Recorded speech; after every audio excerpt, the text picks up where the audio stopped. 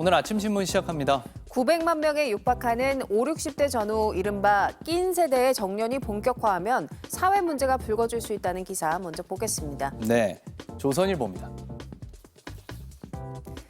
올해 8월 기준 50대 이상 임금 근로자는 전국 896만 명으로 전체 40%를 차지하는데요. 10년 전보다 348만 명 늘었습니다.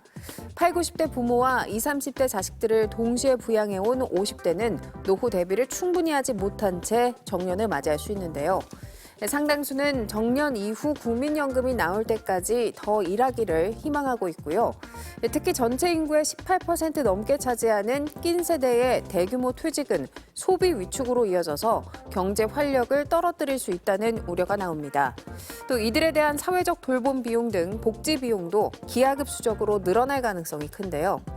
사람 구하기 어렵거나 숙련 기술자가 필요한 업종에서는 60세 정년의 벽을 허무는 기업들도 나오고 있고요. 고령 인력 고용은 피할 수 없는 과제지만 기업 비용 부담이 늘어나 청년 채용과 경영 위축으로 이어질 수 있다는 우려도 나옵니다. 다음은 서울신문입니다. 청소년들이 주 이용층인 만화 카페가 단속 사각지대를 틈타 밀폐된 공간을 제공하면서 사실상 청소년용 모텔로 자리 잡고 있다는 기사입니다. 수도권 초중 고교 인근 만화 카페를 가보니 1시간에 3,600원만 내면 이른바 넷플릭스 방을 이용할 수 있고요. 불을 끄면 방 내부 모습이 전혀 보이지 않고 담요까지 갖춰져 있었습니다. 이런 만화 카페에서 촬영된 영상이 해외 서버를 기반으로 한 불법 사이트에 유포되고 있고요. 미국에 서버를 둔 한 성인 사이트엔 만화 카페 키워드를 검색하면 1,000개가 넘는 영상이 나오고 미성년자로 추정되는 이들이 등장하는 영상도 적지 않습니다. 만화 카페에서 청소년 남녀 혼숙은 청소년 보호법상 처벌 대상이지만 여성가족부는 이를 별도 단속 유형으로 분류조차 하지 않고 있다고 신문은 전했습니다. 이어서 한겨레입니다.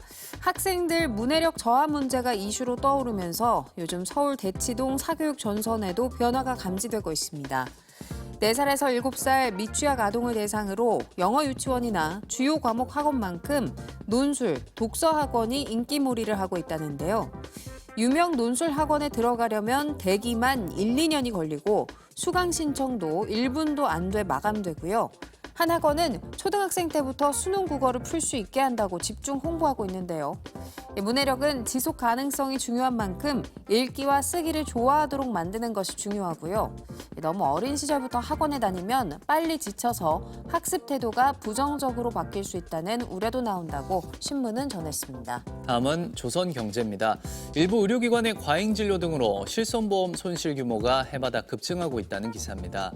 도수 치료와 비타민 주사 등 비급여 의료는 보건당국의 엄격한 관리 감독을 받지 않는 경우가 적지 않죠.